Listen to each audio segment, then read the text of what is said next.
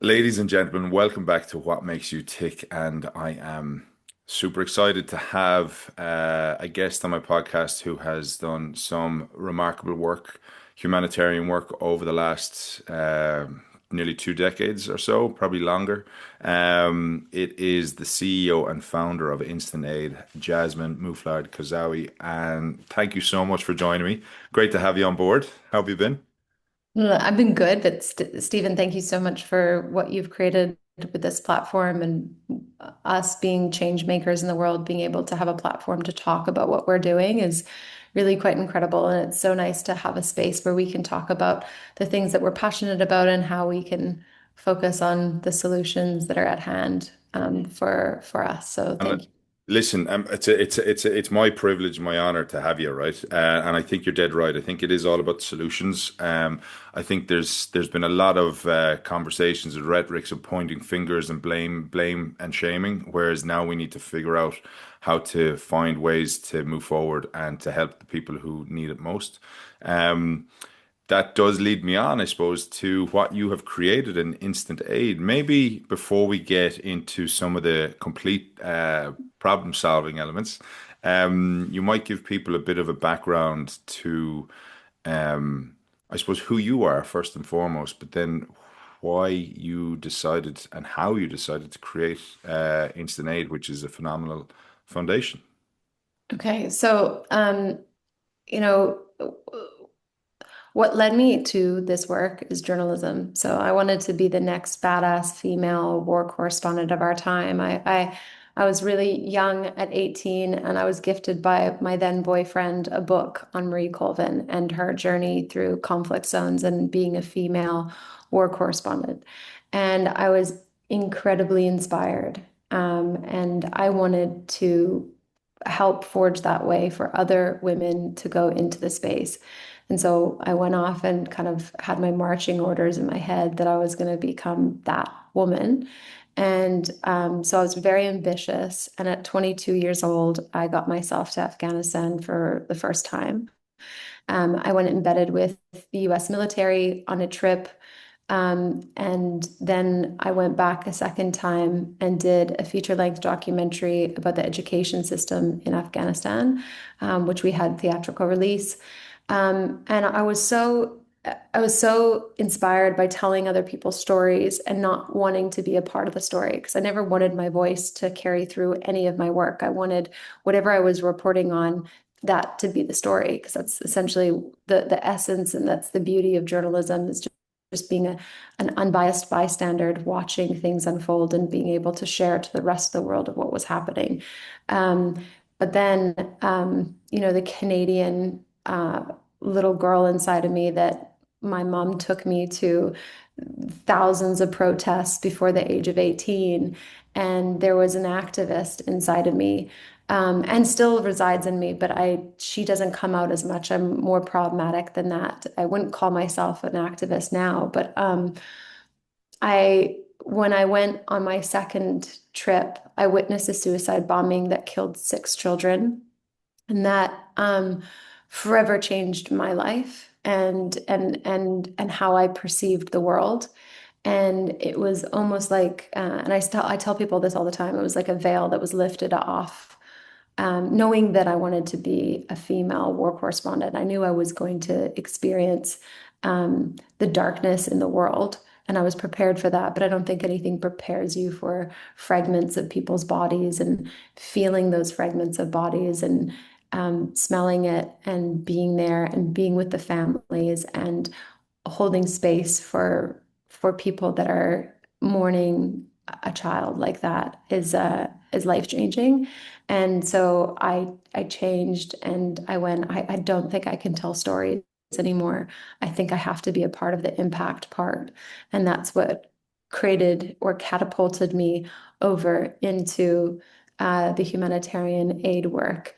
And so I stopped, I guess, my ambition of becoming the next female war correspondent and more of the female, maybe freedom fighter in conflict zones for humanitarian work. And then that just got me to where I am now. So do you feel that the foundation you put in place to become a journalist has helped you find, I suppose, find a purpose in what you're doing now because it allows you to still tell stories because that's what you do, right? You need to show people the world that you are now embedded in, but does it allow you to curate it in a way that Oh my God, I'm the worst storyteller. And I'm going to say this to you, and you're going to laugh because so many people are like, "Wow, you really need to get more donors on your side, and you need to tell these stories." And I don't have time to tell stories. Half the time, I'm in the middle of the story and making the impact inside the story. So how would I have any time to, a lot of these bigger aid organizations, they have a whole marketing team, and I chose to do instant aid at a small, and it was almost because I was a consultant before this for humanitarian work. So if we kind of rewind a little bit, so okay, yeah, let's go back. Yeah, let's go yeah, back. when I Okay. left when I left journalism, I went right into humanitarian aid work, and then I left and went to Los Angeles and started to doing the first ever mobile shower trailer, showering people experiencing homelessness. And I knew right then and there that there was a domestic refugee crisis happening in Skid Row, and I worked in Skid Row for 6 years straight. And I saw stab wounds, gunshot wounds. I saw people killed in front of me, like just any like in a place like Skid Row in Los Angeles. A lot of people don't know that how dangerous it can be in those areas, but they are, and they're so deprived of the basic human rights of water and food. And so, but then I found myself getting very much involved in the drawdown of Afghanistan in 2021. And I got called by a lot of people that knew me in Afghanistan asking me if I could take them out. And I didn't really know what to do. And so instead, I got on Zoom calls with their distant family members because it was too hard to actually sit with the folks that were trying to get out of the country. So we started these almost 24-hour Zoom calls with family members that were trying to get out, individuals. And these were women that were female prosecutors for domestic violence or minors, rape cases for minors, and they were Taliban, and they had prosecuted Taliban leaders for doing these types of violations of basic human rights. And I wanted to get those women out because I knew that they would be the first ones to be hunted when the Taliban took over the country. And we had female journalists that we took out, and we had an amazing law professor who was, I would call the kooky law professor that tried to leave our safe house 3 times, and we'd had to talk him out to not leave the safe house and trust us and that we were going to get him somewhere safe. All of them had onward movement through the Hillary Clinton Foundation, and then they were able to be relocated to Canada, where they are now safely with their families. But it was, I ceased to exist as a mom, as a wife for 2 months. I stayed in my office in our old house and just lived in that office. I barely showered. I remember my husband coming in and going, "You probably need to shower, Jazz. Like you probably need to get out of this space." And that then catapulted me over into Ukraine.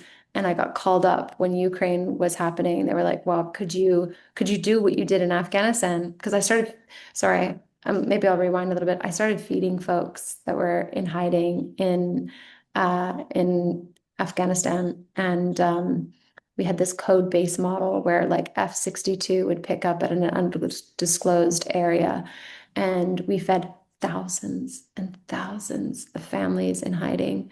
Still to this day, not a single family was found out by the Taliban, knock on wood.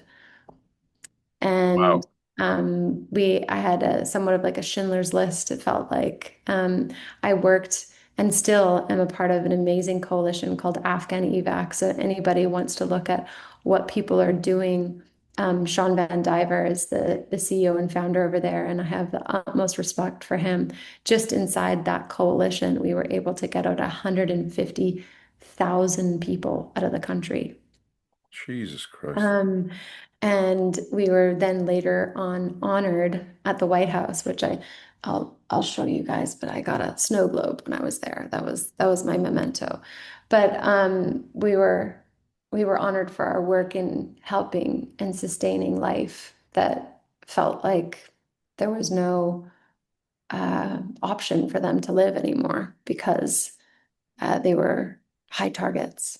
So we go. Let's just go. I know we're kind of jumping a little bit here, Yeah, right? we're gonna jump But around. but This is that's okay. That's the beauty of it, and I love it. It's so you went to Afghanistan after 9/11, obviously, and right. it went over. You were asked to go over, given your work that I presume you had been doing on Skid Row Mhm. and the amazing work that you were doing, and Oh no, no. I had gone to Afghanistan before Skid Row. okay. So So yeah. let's just touch on that one. So how did you find route to Afghanistan? Because you were trying to be a war journalist, right? You were Yeah. kind of right, That was sign me up. exactly it. Let's That go. was only it. Yeah. Really? Okay. I got on And my mom drove. what year are we talking about, Jazz? That was 2012. Okay. Okay. My mom drove me to the airport. I had maybe $400 in my bank account. And I left my shoes in the back of my mom's car. And it was in Australia. I was living in Australia at the time because I'm half Australian. And I had flip-flops. I walked onto that plane with flip-flops. Wow. Still to this day, when I tell this story, I can't believe I did it. And I was on my way to Kabul, and the gentleman sitting beside me happened to be the head of the EU soccer team. And the EU soccer team heard what I was doing, and they gave me a pair of shoes. So when we hit Dubai, they took me to um, I guess where they all get fitted out, all the guys on the team, and they gave me a pair of their shoes. And then a Russian guy on the flight from Dubai to Kabul gave me some woolly socks. And then I was off with my camera to tell stories. And yeah, this was my dream. And I just went out and did it. It wasn't complex at all. It was And how long did you spend in Afghanistan in your first tour or your first outing? so all in total it was a year. So I Yeah. was there for a year, on and off. And the objective for the year was to gather as much intel and story about what was happening on the ground. Yeah, because I was so outraged when I witnessed that suicide bombing that children would be targeted. Yeah. And I was so young at the time. I was 22, and I was like, could not wrap my head around the fact that an adult would kill a child that was so innocent. I later found out that they were selling candies to U.S. NATO troops, and that was the reason why they were killed because they were, yeah, yeah. So that's 2012, right? So Mhm. you're a year there. You come back and And then I have 26 hours of footage that I bring back on my second trip. And then we do a big feature-length documentary. And then that takes about 2 to 3 years of my life doing a theatrical release. And okay. it was used as a syllabus program as a way for historians that could research on the education system in Afghanistan because we interviewed anyone from the late Nancy Dupree. So if anybody knows about Afghanistan, Nancy Dupree was an amazing historian that was actually an American woman, white woman that protected all these incredible artifacts in the library of the American University of Kabul. And we interviewed her, we interviewed different politicians, and we interviewed children in a refugee camp all the way to um, typically in third world countries, it's usually the prominently wealthy families that are able to send their children to universities. And so I got to speak to those children and figure out what was critical thinking? What does critical thinking look like to them? Yeah. How are they going to move their country forward? And this was obviously still when the US was occupying the country. And it was like there was this fire in everybody's belly that I could feel even at that time in 2013, that democracy was just around the corner and that there needed to be, um, generational change on the ground. And it needed to be that whoever was the occupier of that country at the time, the United States, um, needed to nation build. And nation building is just like what the Brits do. They're there for hundreds of years, where we left after 20 years. That was not nation building. No. And so instead, you only had one generation that got the taste of what democracy felt like. And the women were able to go to university. They were able to go to, school. It's been 480 some days where girls under the age of 12 still cannot go to school in Afghanistan. So, um, anyways, just to kind of go back on the timeline, I then did that theatrical release, and my husband at the time, who was my boyfriend, said, I've got to go to Los Angeles, and I've got this work thing. And I was like, well, I'll follow you because I'm so madly in love with you. And then I followed him, and um, I was like, well, right, what am I going to do in my own backyard? And that's what created the project of creating mobile shower trailers in my own backyard, which was in Skid Row, because I was living in downtown LA Yeah. when it was like really cool and all the hipsters were there. And I was one of those that was Okay. like young and cool and wanting So to. you did that for 6 years then. Yep, I did that for 6 years. And And then then go on. started working in-house with the mayor's office in Los Angeles and deployed 15 of their mobile shower trailers, and had an excellent time working with the mayor's office and LA San in Los Angeles, which is Los Angeles Department of Sanitation. And wow, unsung heroes. I know that sounds funny, but like the trash man, they really are the unsung heroes of our, Yeah. The yeah. things we take for granted, isn't it? Oh yeah, and the hard work that they put in, and the stuff that we don't want to do as regular citizens, waking up at 3 o'clock in the morning just to do a route. So then we're looking at 2018 then, right? Yeah. So And tell me then what yeah, happened. well, all the way up till 2000, and so I started doing. I left, I went to the mayor's office because it was COVID. So I was in Oh yeah, COVID 2020. when, Okay. yeah, 2020. Yeah. So I got really burnt out because we then had this influx of folks that were one paycheck away that became homeless overnight.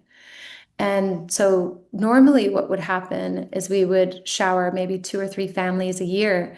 We were starting to see three or four families a week Oh, wow. living in their cars. And it was sad. It was really sad to watch what was happening. And LA San couldn't do the cleanups that they needed to do because everybody had to shelter in place. It was such a mess.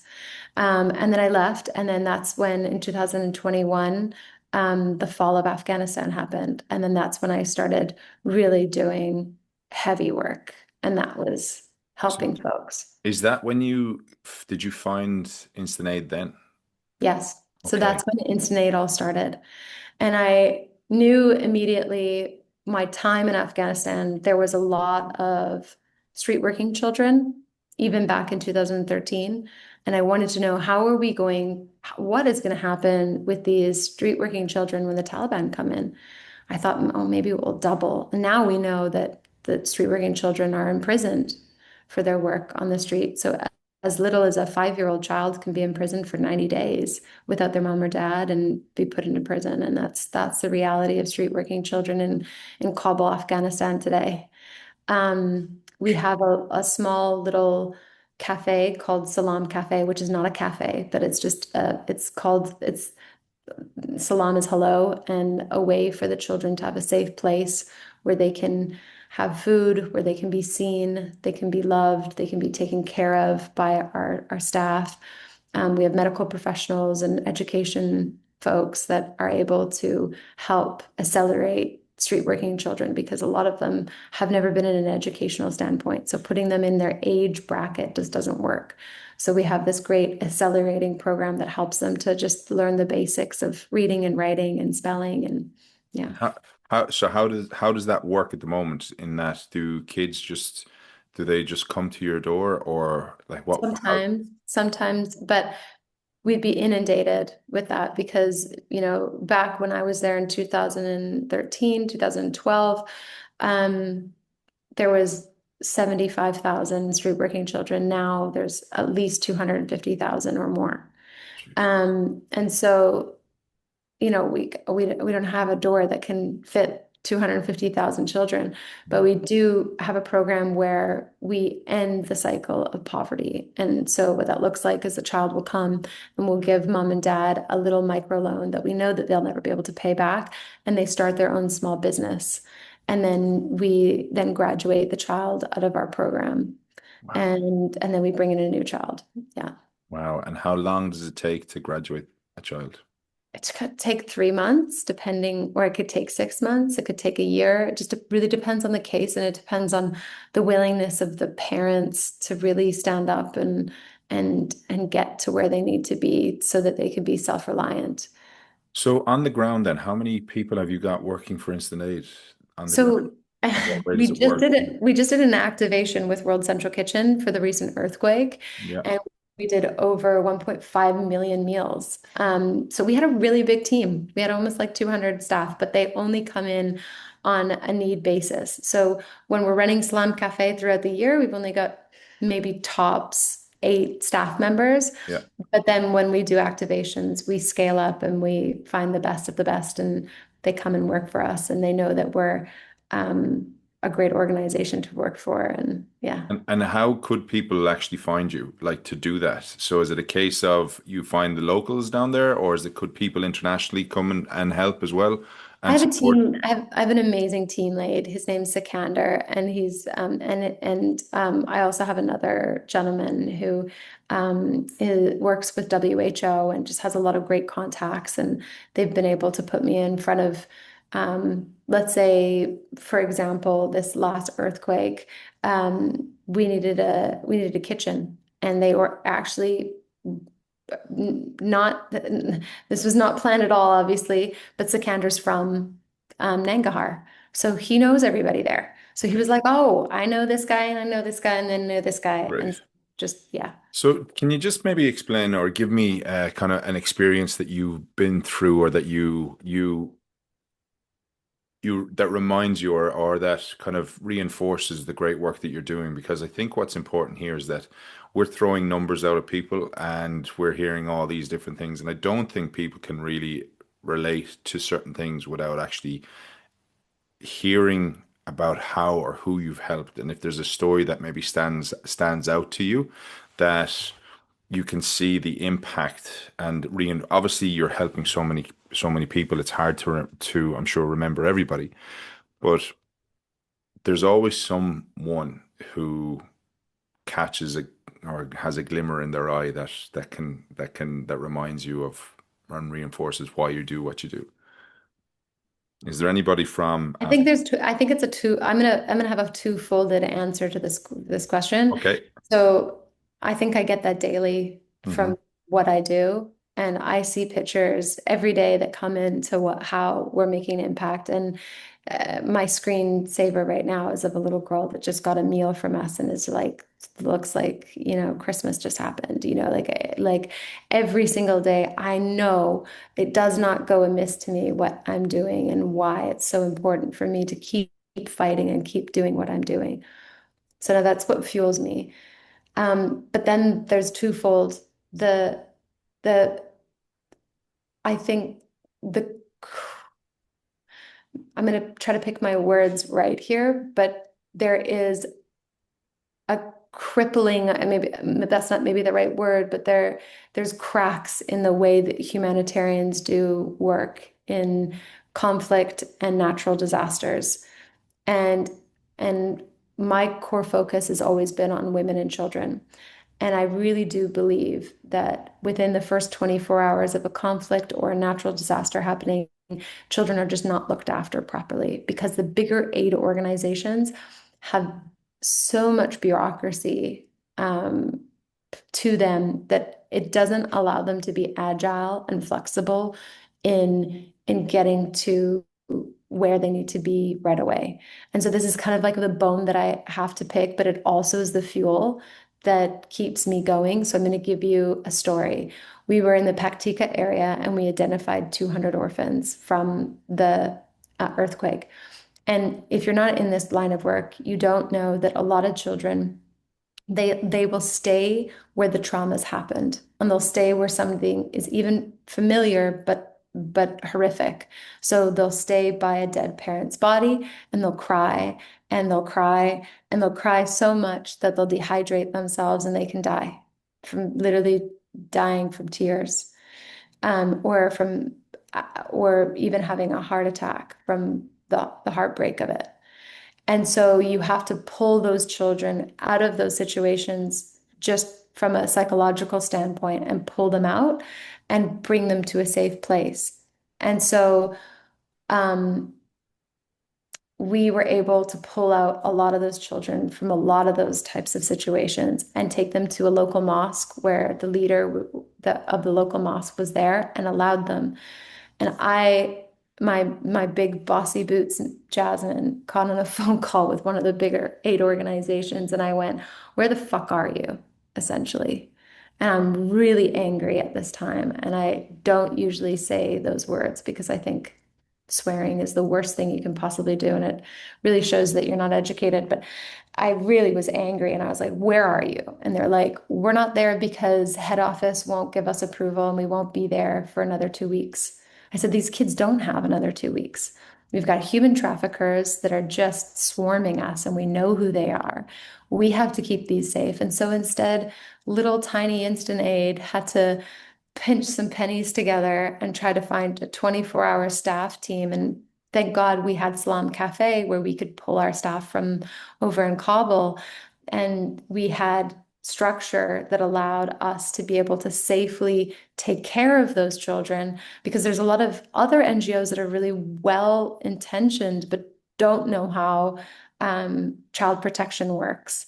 And so we were, I mean, God put us in the right place at the right time, I guess. And we ended up safeguarding those children until the local authorities came into action and the bigger aid organizations were able to take over. So contextually, those larger aid organizations that you see are really great for long-term work, just not short-term critical work. Okay. Okay. Do you know what? That's a really interesting insight. I didn't realize that about kids. I was tearing up as you were saying that because I have a little boy who's 1 year old, and to imagine the pain that those kids are going through at that time is just it's very very tough to think of. Anyway, but as I kind of gather myself and my thoughts, I suppose it does bring me to the incredible work that you have done in Gaza of late, right? Because speaking of kids, right, the amount of kids that have lost lives, the amount of mums, young mums, the it just the torture has been horrific, right? But to hear that there's the likes of Instant Aid on the ground helping, can you explain how you've impacted on the ground in Gaza through Instant Aid?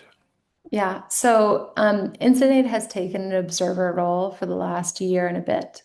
We have not wanted to get our fingers into it because, as we all know, it's in a highly political situation on the ground. And we did not want to overstep our mark because we also are, we don't have experience on the ground. So we know we want to be very careful of who we partner with. And we want to have the most informed decision making when we're wanting to make an impact. And so it started out with us working with our tiny little coalition, Instant Aid Coalition, where it was just a group of moms that kind of came together. They were friends of mine, and they were like, "Let's do something about this. Like, we feel impassioned by it." And we started looking at a medical evacuation and trying to figure out how we could get child cases out of the country. And we later found out that that was nearly impossible to do that. We worked with WHO to try to get that medical evacuation, but there just isn't enough there isn't a high enough approval rate on the Israeli side for those cases to flow out. And we all know that. Like, I'm sure a lot of your listeners know the realities of that.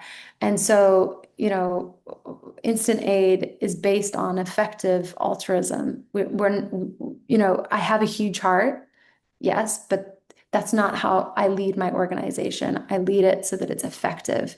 And whoever donates to us, they know that their dollar is going to go to the most effective approach rather than over there spinning your wheels for hours and hours just for 5 children. And I'm not saying that those 5 lives don't matter, but from an effective altruism standpoint, I need to affect thousands, hundreds of thousands of children to to make a mark in the grand scheme of things in that conflict.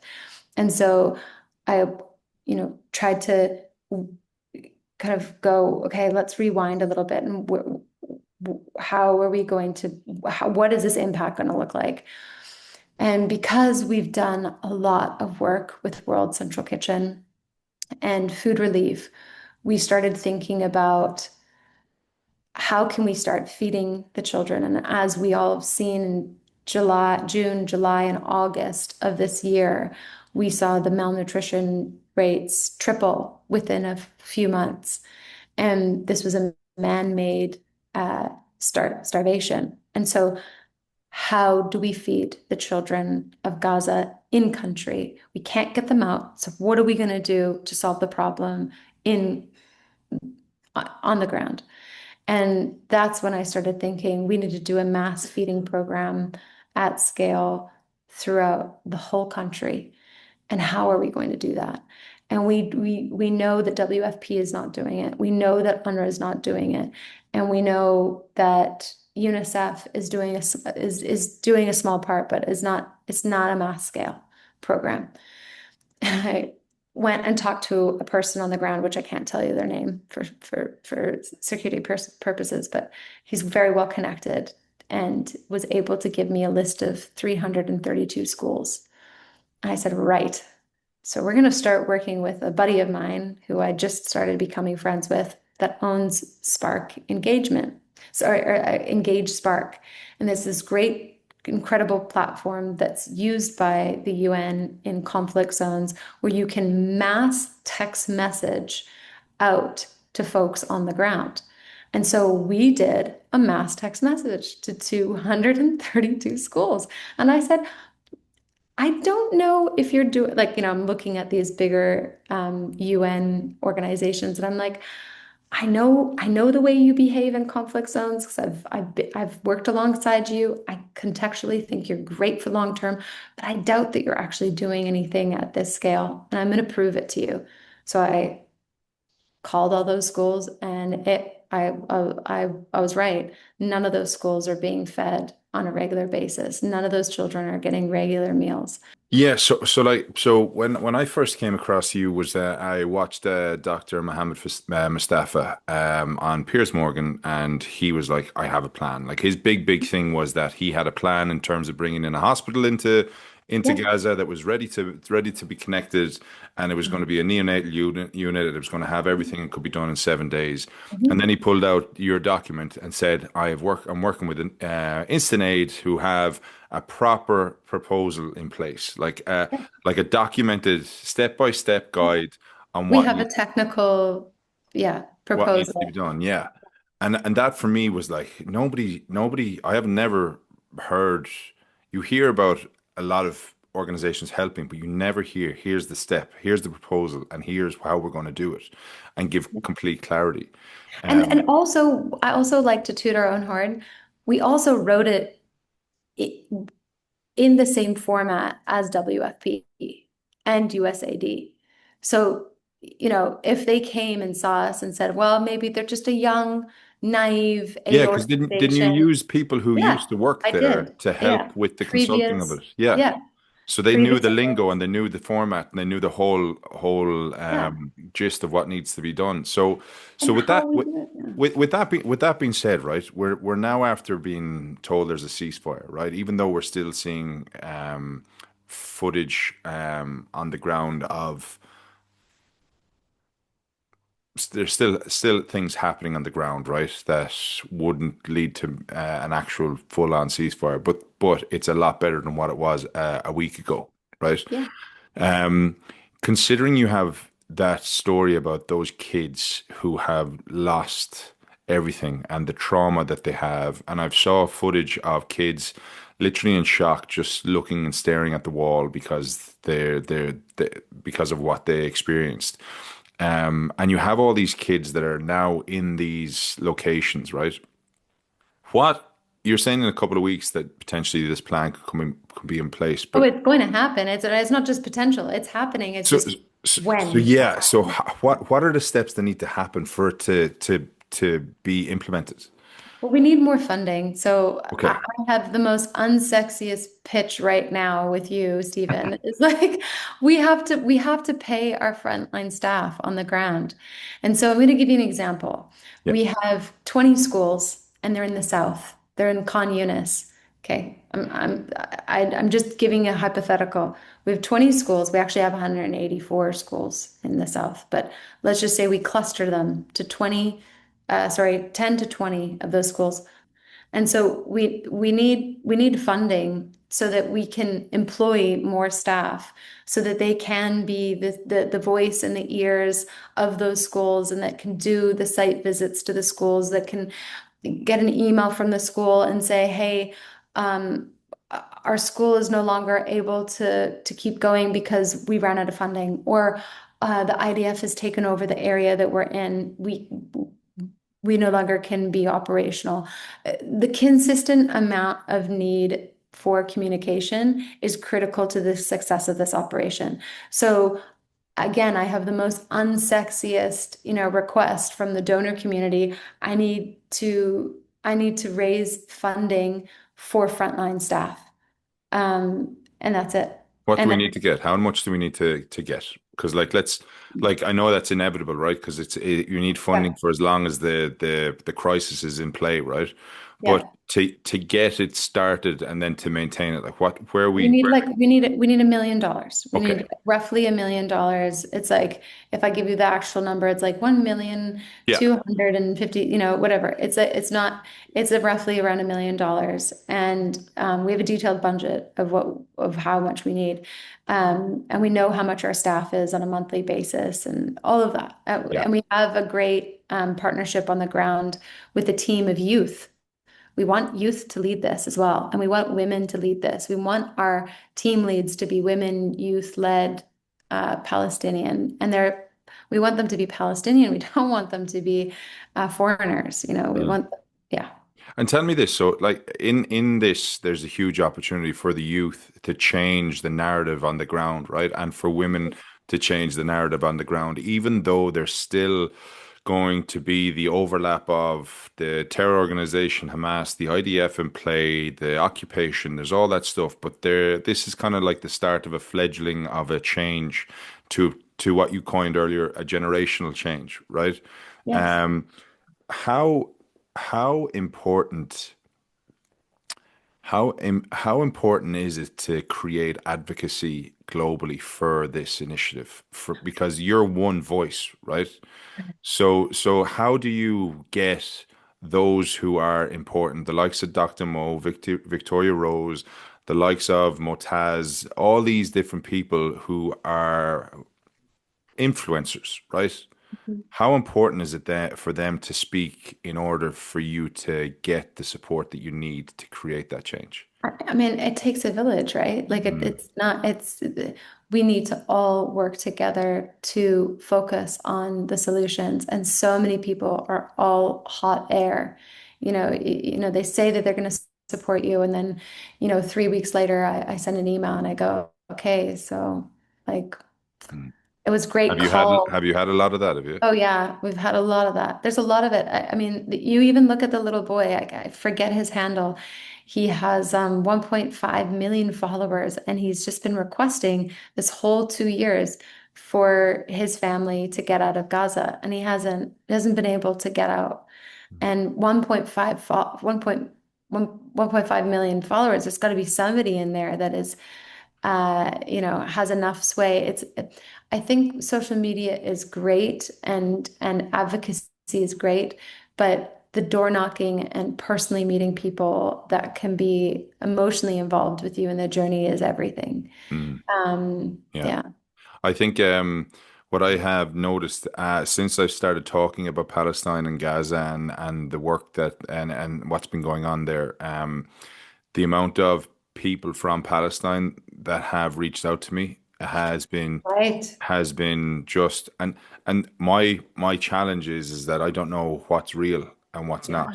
right? And that is a good opened eye way of looking at it because a lot there I wouldn't say a lot, but there is people always, and that's why I think I loved going into conflict zones, is you can see people at their rawest form. Are they a good person or are they a bad person? When you're stripped of everything, how do you perform? Yeah. And when you see people that are good in those circumstances, wow, what a beautiful soul. Do you know, like I literally launched my own business there about a month or so ago, or the 1st of August in marketing and sponsorship advisory, right? But what I don't know if it'll help, but I'll commit to you is time because it's only small. It's a small agency, and I'm only Thank kicking you. it off. But I'll commit to you some time to partner with you to help create the story and tell the story, or Thank you. invite people in my universe to try and help promote what you're doing because a friend of mine, Ian McCall, he couldn't offer money. He's a creative director, but he instead housed a man from Palestine for 6 months who ended up falling in love with somebody here in Ireland, and they just got married recently. Oh my He's God. after himself and I got goosebumps. That's great. yeah, That's and beautiful news. himself and his wife wrote a song for Dr. Abu Safiri Oh, about set him free, and they raised money through that. And they wrote a song, and they had Irish artists sing it and record it. I'll send it on to you afterwards. please, But please send it to but me. these are the things that I suppose I can do, and I'm willing to partner with you Thank you. if you want, and if you need the support in that front. I Um, do. I need as it's much support as we can possibly get right now. We are single-handedly, we will be the biggest aid organization feeding children at mass scale. um I'll talk to you offline about something else with UNICEF as well.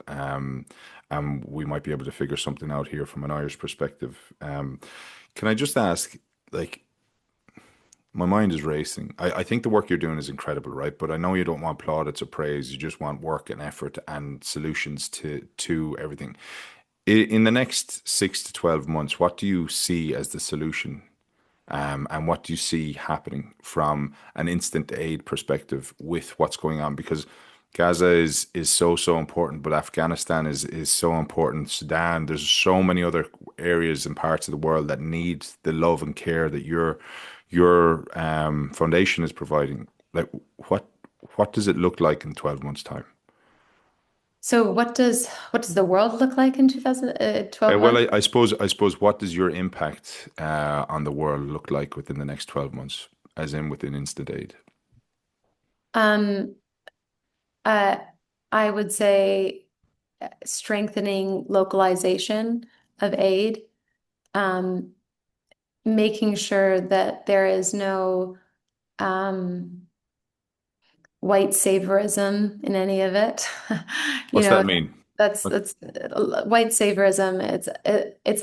It's a coined term in the humanitarian space where we have a lot of well-intentioned people from the first world that look exactly like me, right? Like Mm, white savior Barbie, blonde and blue-eyed, and I have this great heart, but really don't have the technical know-how and how to sustain people for a long period, and do aid work in a safe way.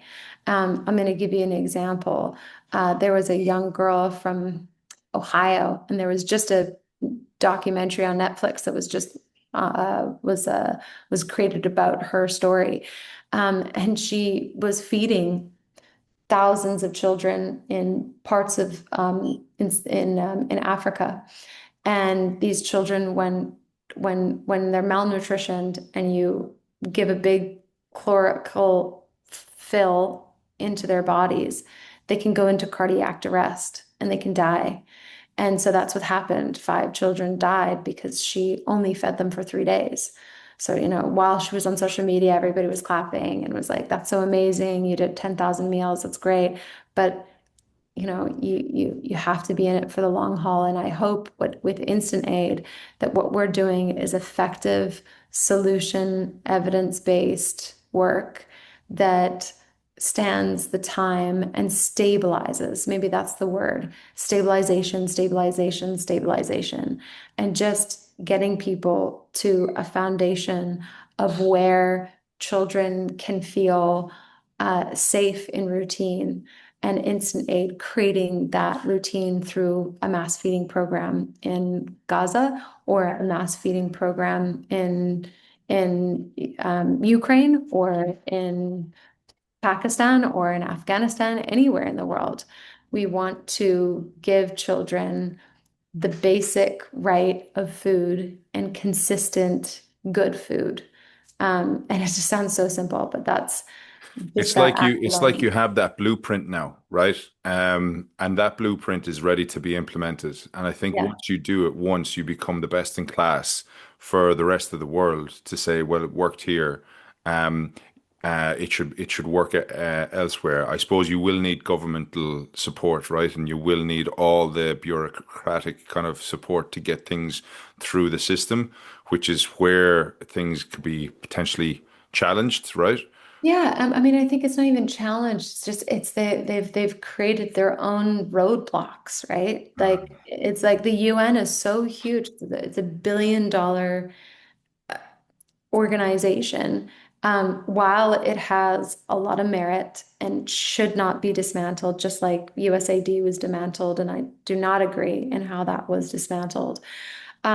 Were some of the programs not as effective as they should be? Absolutely. But that doesn't mean that there isn't room for change Mhm. and that we can do this in a far more effective way.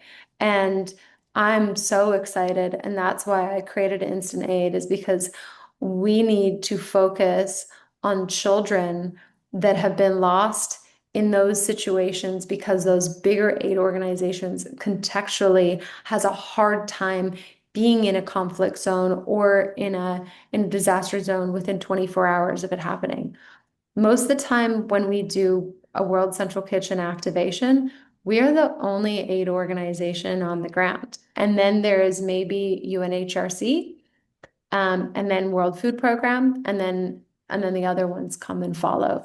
But the child protection, I don't see one child protection agency that's just for emergency relief within the first 24 hours safeguarding children. There, if UNICEF wants to come and talk to me about how they're doing that and show me proof, go for it. But that has not been my experience on the ground in conflict zones. Yeah. And I've been doing this for 13 years. Tell me,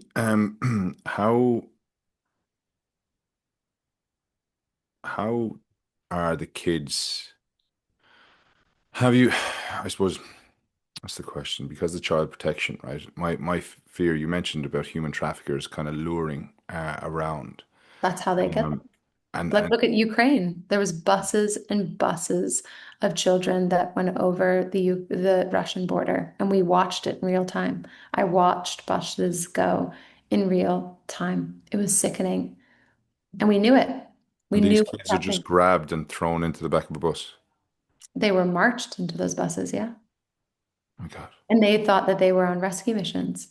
And there was people that pretended like they were humanitarians doing rescue missions. The orphanages, the schools, all thought that they were legit, and instead they were Russians. Um, and that story isn't unique around the world, right? We don't even the chaos that has happened in Gaza has not allowed for those stories to come out, but I trust me, those stories will come. Organ harvesting, children not being properly taken care of, and then being head at the household, and then being exploited sexually, exchange um, for aid. I mean, all sorts of things that happen in those conflict zones where children are just so vulnerable, and we need more of an international community talking about this because I just do not hear enough of us talking about it. My biggest worry at the moment is that it's been headlines in all the media for the last 2 years or whatnot, right? For all different reasons, whether you like media or not, and individual contributors and so on, right? And now that there's this term ceasefire, I'm afraid that it'll go off the headlines and go off the interest of media and those who are have been reporting about it, and that people will be it'll be lost, right? Because I feel like politicians and the likes, they wanted to quieten down so that because it stops being a headache to them, Mhm. and by creating this ceasefire, potentially that could happen. So it's important that people like you and that others are continuing to raise the issue to let people know that and make people aware that people on the ground, like there was incredible photographers during the actual Conflict, the yeah. war, the conflict that it's not even a war, genocide. That they were showcasing unfiltered actual coverage of what was going on to make sure that people could see. And those who turn their heads away from it because they can't see it, I forced them to nearly see it because it can't be unseen. You can't just play a role of ignorance because that's letting everybody down. Um, I think It's the the first time we've watched a conflict unfold in 4D on our on screen, 4K, yeah, and yeah, that was incredibly confronting for even somebody like myself who's a humanitarian. And I've witnessed a whole plethora of things doing my work, and nothing prepared me for the amount of agony with those videos of the children in Gaza and the amount of pain that those children have gone through. It's unimaginable, and it's sickening. And if we jump over to Sudan, the amount of controlled rape cases of women and child rape that's happening over there is disgusting and also needs to be talked about. Um, I I I think we're going to see more and more of this type of um, citizen, um, journalism. And Vice kind of did it at the yeah. It beginning, did, yeah, yeah. but now it's like everybody has an iPhone and everybody can take it out and upload it. And that's why, there's a big talk about TikTok and who's going to control TikTok and who's going to control this medium and algorithms and even our podcast today. Like if I say a certain thing, will the algorithm like that? Will it be fed to the right person? And I'm not a conspiracy theorist whatsoever. But it's true. Just, It is true. It is yeah, true. Like just I watched the facts. thing about down the rabbit hole, and it showed it was ex-YouTubers who worked in YouTube, and they just showed, listen, if you like a certain topic or if you follow a certain topic or you watch it to the end, you Yeah, just get fed that topic. yeah. Um, and I do think you're right, though. I think it's we need to keep talking like the journalists of Gaza Oh, at the I love moment where they have been absolutely destroyed. And then it moved to the those workers who are in the hospital to have to I hope that I'm sorry to cut you off, go for but it. made me think about it. I really hope that in this 21 peace plan that Trump has put forward, that there is an allowance of the international media to come on the ground and start reporting of the things that they see over the next month or so while it's safe to be on the ground.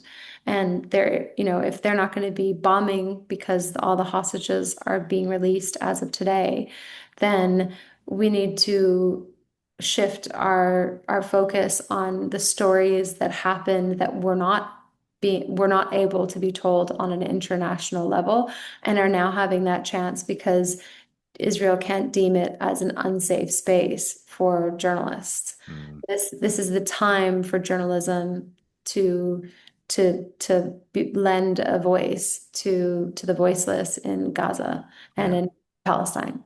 to stand up. I definitely think you're right. And if it's not going to happen now, it'll never happen.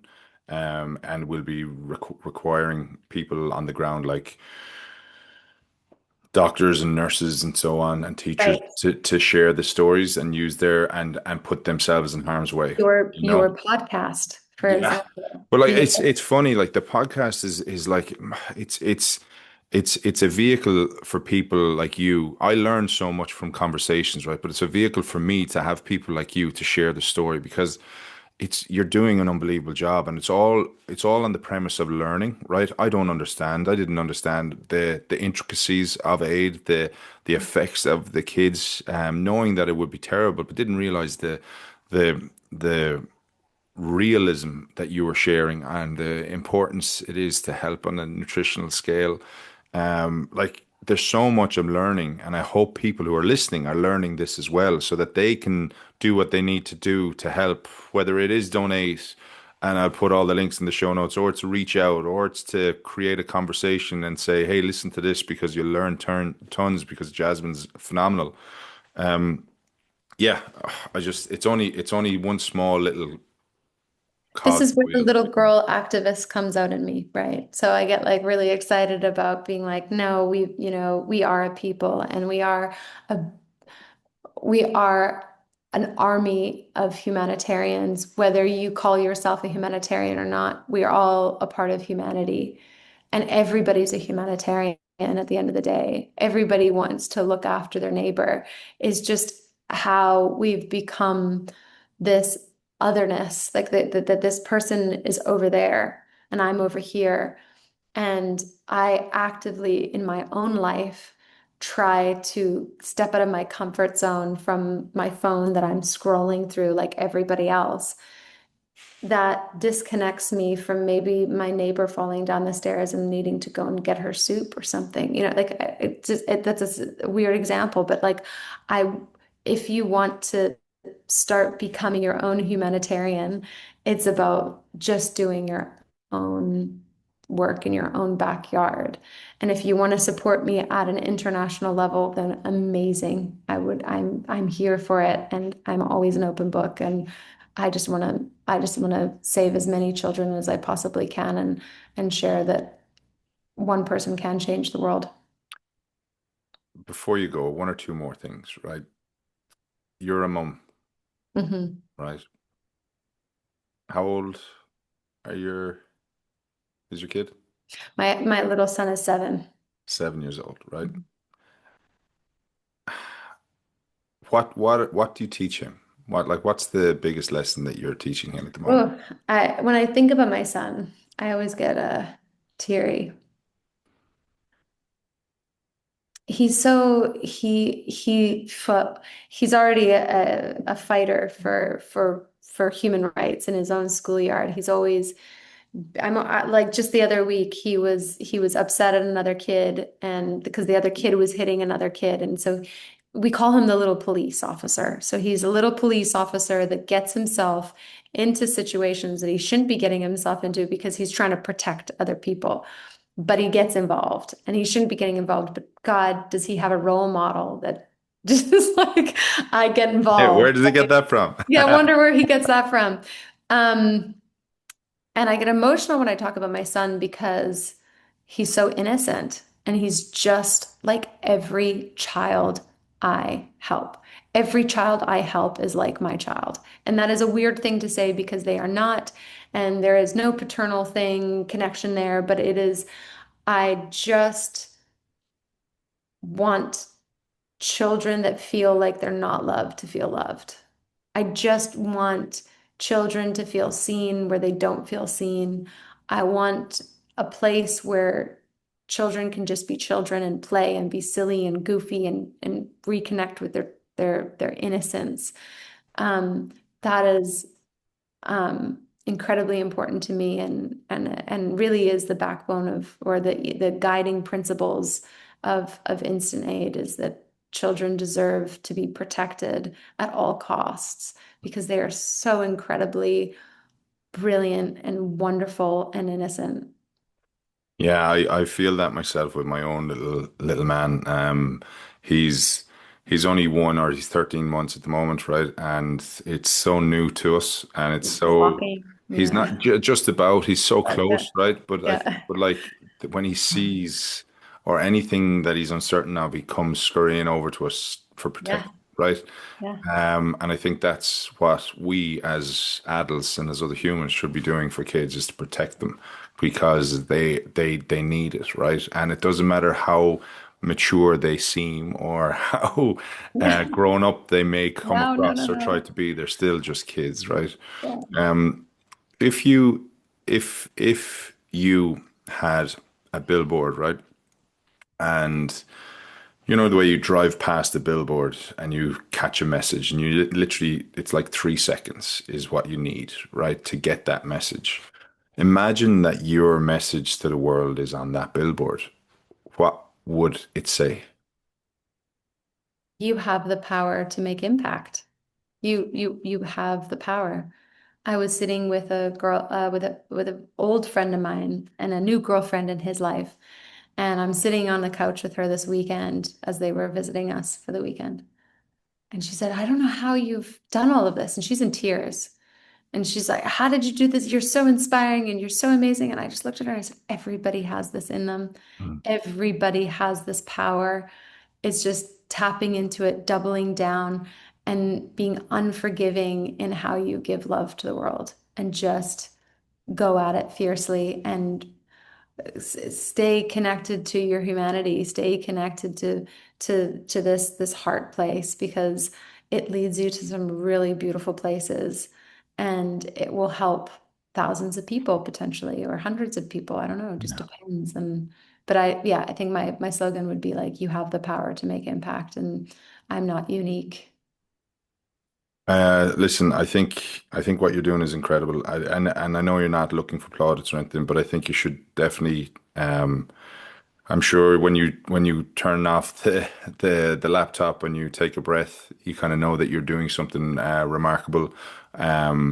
How you're supporting kids and women around the world is phenomenal. I can't wait for you to be able to implement that plan and that proposal and actually get connected with people on the ground and get the funding that you need, which is vital. And anybody who is listening, please look at the show notes, take the link, and actually help where you can or reach out to you, Jasmine. I think just before you go, what if people wanted to reach out to you or to contact you in any way to give support, how could they do that? Send an email to me. I'll respond. I'll personally respond to anybody. So it's jasmine@giveinstantaid.org. I personally message every single person and always will. If you've sent an email to Hi Jasmine, I will be the person that will read it. Yeah. Well, listen, Jasmine, it's such a privilege having you. As I said, you've definitely added huge value to my life already by just this conversation and even the last text messages and being in contact over the last couple of weeks. Thank you so much for joining me. I would love to have you back in the future so that we can have a conversation about how things are progressing and what other help we can do. I'll be in Gaza, so we can do, if God willing, we can do a patch through to Gaza and we'll do a podcast while I'm there. Let's do it. Let's absolutely do it for sure. Well, Jasmine, thank you so much. Thank you for having me.